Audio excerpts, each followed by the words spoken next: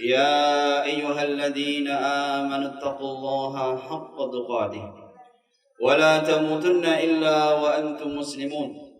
يا أيها الناس اتقوا ربكم الذي خلقكم من نفس واحدة وخلق منها زوجها وبث منهما رجالا كثيرا ونساء واتقوا الله الذي تساءلون به والأرحام إن الله كان عليكم رقيبا.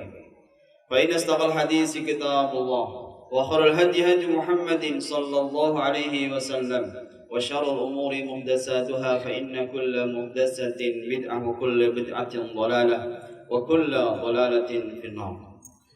الله أكبر الله أكبر الله أكبر الله أكبر الله أكبر ولله الحمد.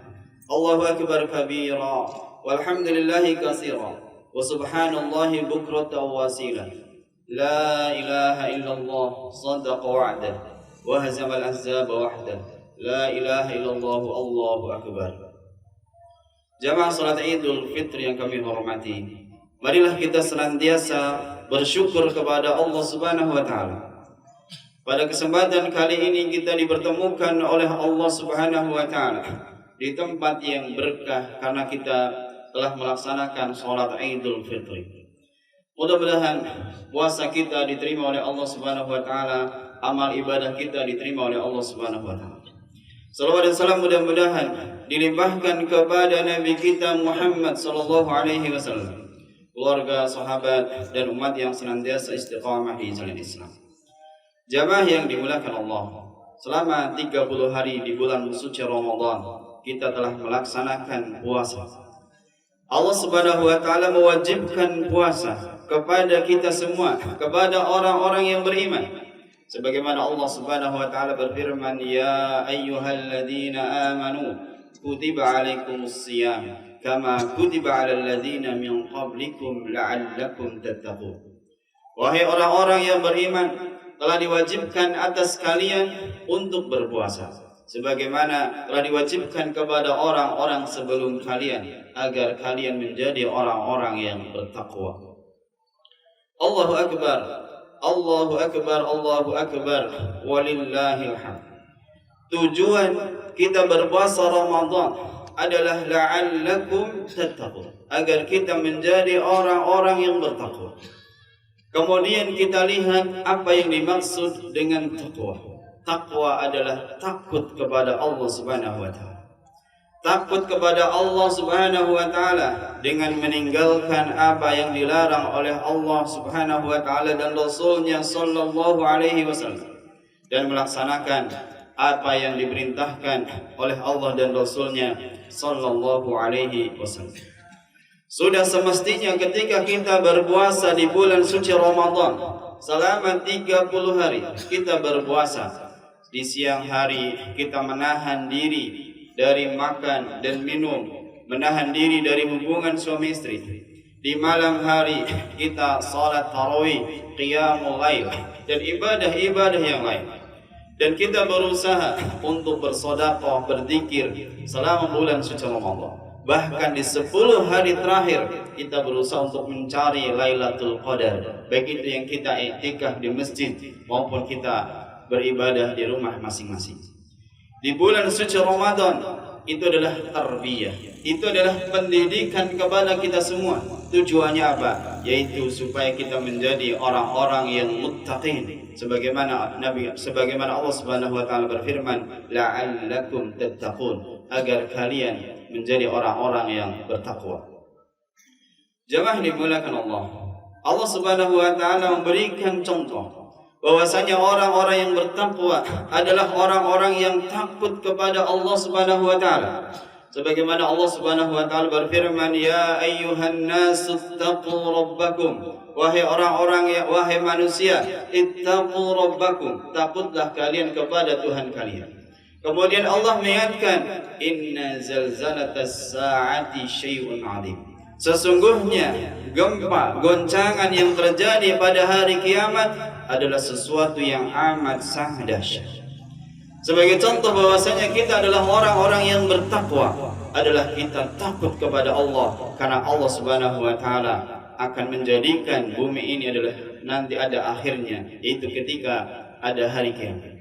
Dan hari kiamat digambarkan oleh Allah Subhanahu wa taala adalah inna zalzalatas sa'ati syai'un 'adzim. Sesungguhnya gempa yang terjadi atau goncangan yang terjadi pada hari kiamat adalah sesuatu yang sangat besar. Digambarkan di dalam ayat yang lain, Allah Subhanahu wa taala berfirman, "Idza zulzilatil ardu zilzalah." Ketika bumi digoncangkan dengan goncangan yang dahsyat. Kemudian Allah mengatakan zilzalah, dengan goncangan yang sangat dahsyat. Ketika di hari kiamat nanti, maka goncangan yang terjadi tidak bisa diukur dengan skala. Ketika kita mendengar ada berita bahwasanya di sana terjadi gempa, di sana terjadi gempa, maka ada ukurannya, yaitu bisa diukur dengan skala Richter. Ada satu daerah yang kena gempa 6 skala Richter, sudah satu desa, satu kelurahan hancur. Ada juga yang kena gempa 9 skala Richter, maka itu sudah sangat dahsyat. Maka di hari kiamat nanti gempa atau goncangan yang terjadi itu tidak bisa diukur. Dan itu adalah yang kita yakini, idza zulzilatil ardu zilzalah. Kemudian Allah Subhanahu wa taala melanjutkan firman-Nya, wa akhrajatil ardu asqala. Bumi mengeluarkan beban berat. Apa yang dimaksud beban berat di sini? Yang dimaksud beban berat di sini adalah Allah Subhanahu wa taala mengeluarkan ruh dan jasad dari dalam bumi. Jasad-jasad dikeluarkan oleh Allah Subhanahu wa taala dari alam kubur. Karena yang menjadi beban berat bagi bumi adalah jasad-jasad sejak zaman Nabi Adam sampai manusia terakhir. Itu yang menjadi beban berat bagi bumi. Sehingga di hari kiamat nanti, maka Allah Subhanahu wa taala mengeluarkan jasad-jasad tersebut dari dalam kuburan. Kemudian wa idzan nufusuz zuwijat, maka ruh akan dikembalikan lagi kepada jasad-jasad.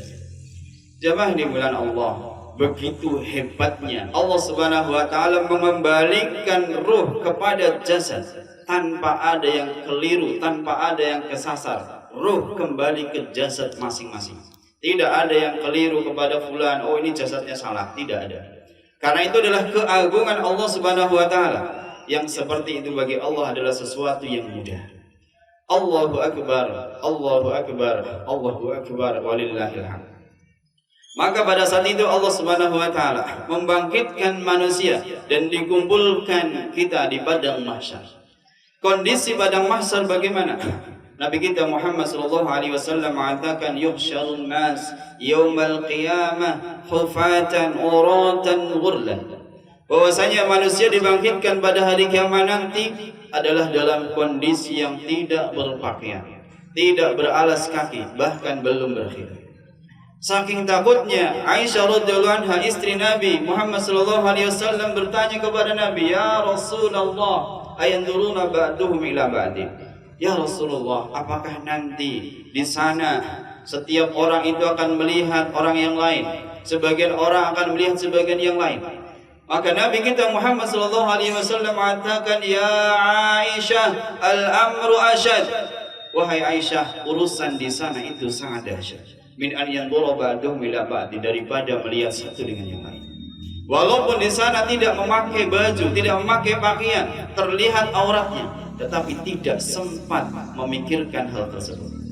Karena apa? Sebagaimana Allah Subhanahu wa taala berfirman, "Fa idza ja'atis sakhah yauma yafirrul mar'u min akhi." Ketika sangkala ditiup, maka kemudian yauma yafirrul mar'u min akhi, seseorang itu akan lari dari saudaranya. Yauma yafirrul mar'u min akhi, seseorang itu akan lari dari saudaranya. Ketika saudaranya mendapatkan masalah, maka dia tidak bisa membantu. Kemudian wa ummihi wa abih, dia akan lari dari ibu dan bapaknya. Ketika ibunya ada masalah di akhirat nanti, maka tidak bisa membantu. Ketika bapaknya ada masalah, maka tidak bisa membantu. Bahkan wa sahibatihi wa bani, bahkan ketika istrinya, anak-anaknya, anak kita ada masalah, maka kita tidak bisa membantu. Kenapa? Likulli imri'in minhum yawma idzin sya'ni yughni. Karena pada saat itu setiap orang sibuk dengan urusannya sendiri-sendiri. Oleh karena itu jemaah yang dimuliakan Allah, di hari kiamat itu adalah sesuatu yang sangat menegangkan. Kemudian digambarkan dalam ayat yang lain, Allah Subhanahu wa taala berfirman, Al-Qari'ah mal Qari'ah wa ma adraka mal Qari'ah. Hari kiamat, apa yang dimaksud dengan hari kiamat? Dan tahukah kalian apa yang dimaksud dengan hari kiamat? Kemudian Allah menjelaskan, yauma yakunun nasu kal farashil mabsus.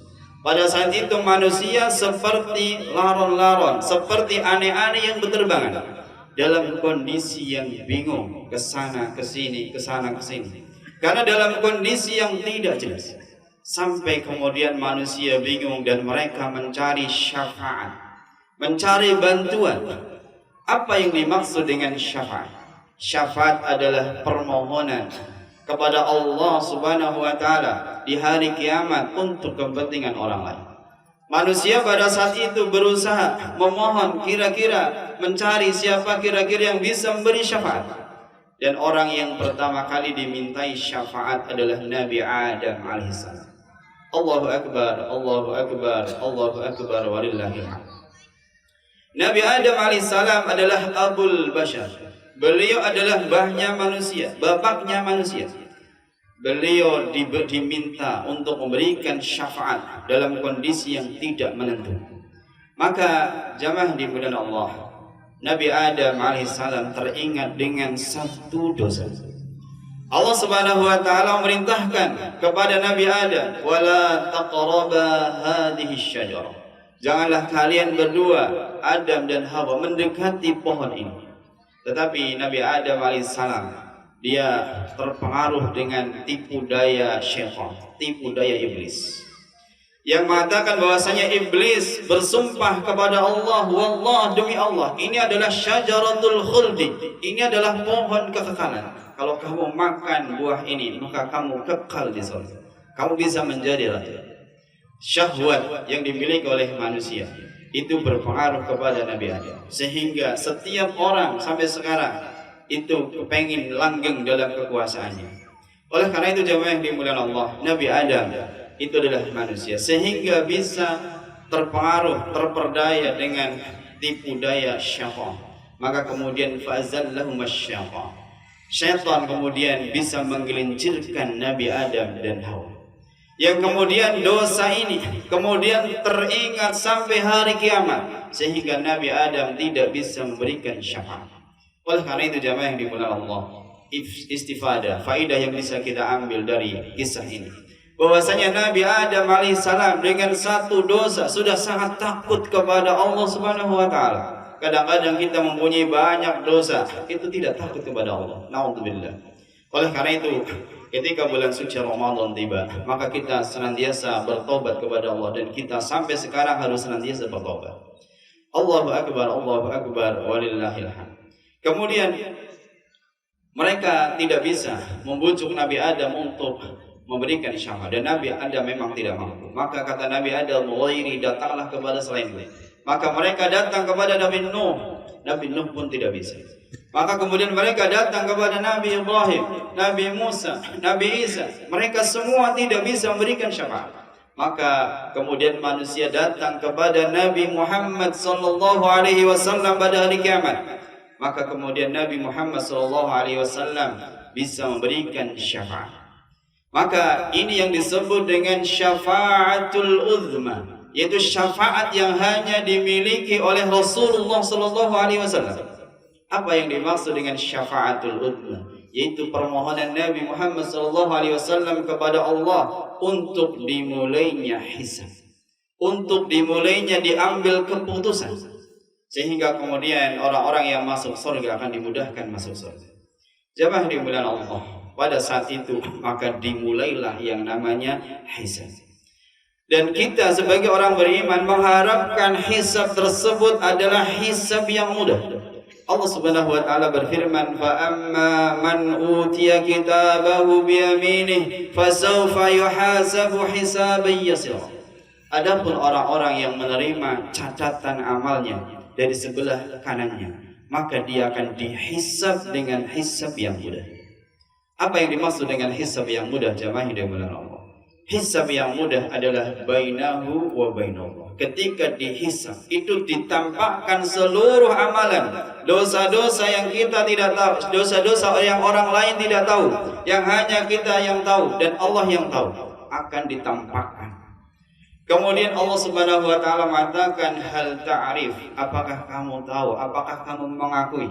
Maka orang yang beriman mengatakan, ana a'rif ya Rabbi ana a'rif ya Allah, saya tahu. Maka kemudian Allah mengatakan, dulu di dunia dosa-dosa ini sudah saya tutupi dan pada saat ini saya ampuni. Ini adalah hisab yang mudah yang kita harapkan, kita mendapatkan hisab yang mudah tersebut. Jangan sebaliknya, wa amma man utiya kitabahu wara'a dhahri fasawfa yad'u thubura wa yasla sa'ira. Adapun orang-orang yang mendapatkan catatan amalnya dari sebelah kirinya, dari belakang punggungnya, maka dia akan berteriak, apa ini? Wa yasla sa'ira, maka kemudian dia akan dilemparkan ke dalam neraka sa'ir. Naudzubillah. Apa yang dimaksud dengan hisab yang sulit ini? Yang dimaksud hisab yang sulit adalah dia dihisab di depan ru'usul khalaik, di semua makhluk. Ditanya, kenapa terjadi begini? Kenapa terjadi begini? Ini sesuatu yang sangat memalukan. Dulu dosa-dosa yang orang lain tidak tahu ditampakkan. Oleh karena itu kita berdoa kepada Allah, mudah-mudahan kita diberikan hisab yang mudah. Makanya Nabi kita Muhammad SAW berdoa, Allahumma hasibni hisaban yasira. Ya Allah, hisablah aku dengan hisab yang mudah.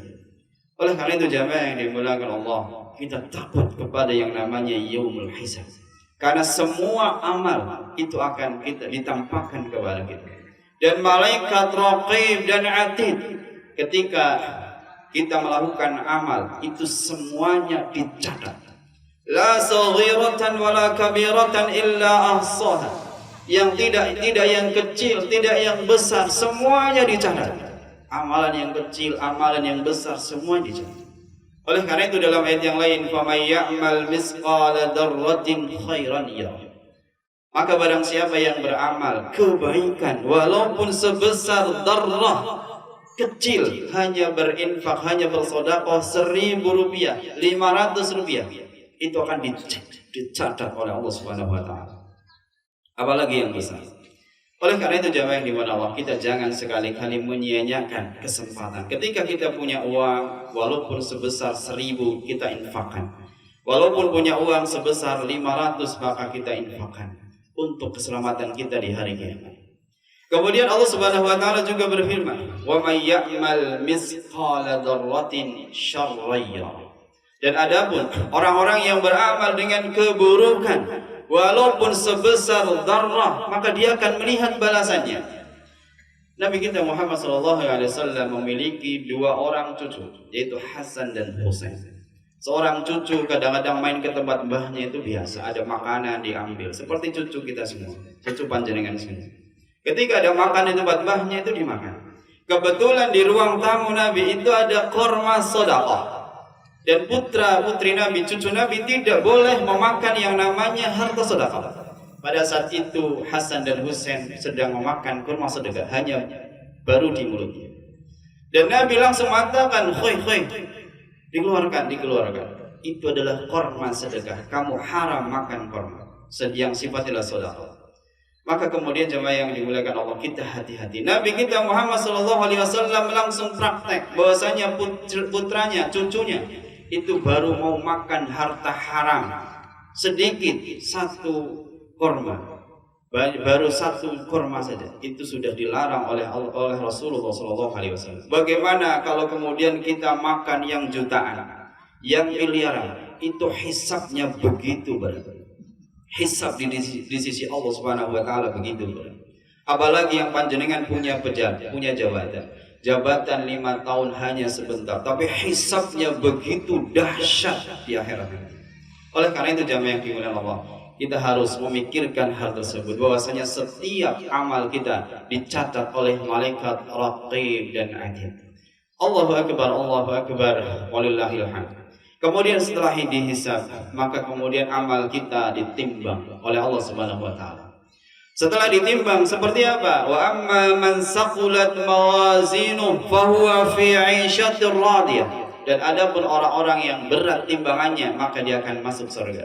Dan kita menginginkan amal kita berkualitas, berbobot, sehingga amal-amal kebaikan kita ketika ditimbang itu berbobot. Ada orang-orang yang beramal, itu amalnya ternyata tidak berbobot. Kenapa? Karena tidak ikhlas. Amalnya banyak, infaknya banyak, tetapi tidak ikhlas. Kepengen disebutkan sana sini karena tidak ikhlas. Sehingga ketika ditimbang di sisi Allah, maka tidak ada nilainya. Karena amalnya adalah riya. Oleh karena itu ketika kita beramal, maka berusaha mengikhlaskan diri, mengharapkan pahala dari Allah. Oleh karena itu, ketika kita beramal apa saja, berusaha untuk ikhlas, sehingga ketika ditimbang di sisi Allah itu menjadi berat. Wa amma man khaffat mawazinu fa ummuhu hawiyah. Adapun orang-orang yang ringan timbangannya, maka tempat kembalinya adalah neraka. Wa ma adraka ma hiya narun hamiyah. Apa yang dimaksud dengan neraka hamiyah? Itu api yang sangat panas. Kita berlindung kepada Allah Subhanahu wa taala dari adab api neraka. Dan akhirnya marilah kita berdoa kepada Allah Subhanahu wa taala. Dan mudah-mudahan amal-amal kita diterima oleh Allah Subhanahu wa taala di bulan suci Ramadan dan kita diberikan istiqamah setelah Ramadan ini. A'udzu billahi minasyaitonir rajim. Allahumma shalli wa sallim ala nabiyyina Muhammad. Rabbana lakal hamdu kama yanbaghi li jalali wajhikal karim wa 'azimi sultanik. Allahumma ighfir lil muslimina wal muslimat wal mu'minina wal mu'minat الأحياء منهم والأموات ربنا لا تزغ قلوبنا بعد إذ هديتنا وهب لنا من لدنك رحمة إنك أنت الوهاب اللهم إنا نسألك الهدى والتقى والعفاف والغنى اللهم إنا نسألك الهدى والتقى والعفاف والغنى اللهم تقبل منا صيامنا اللهم تقبل منا عبادتنا في شهر رمضان اللهم تقبل منا صيامنا وعبادتنا في رمضان اللهم ارحم ربنا هب لنا من ازواجنا وذرياتنا قرة اعين واجعلنا للمتقين اماما اللهم اغفر لنا ولوالدينا وارحمهما كما ربيانا صغارا اللهم اغفر لنا ولوالدينا وارحمهما كما ربيانا صغارا اللهم اغفر لنا ولوالدينا وارحمهما كما ربيانا صغارا ربنا آتنا في الدنيا حسنة وفي الآخرة حسنة وقنا عذاب النار سبحان ربك رب العزة عما يصفون وسلام على المرسلين والحمد لله رب العالمين والسلام عليكم ورحمة الله وبركاته.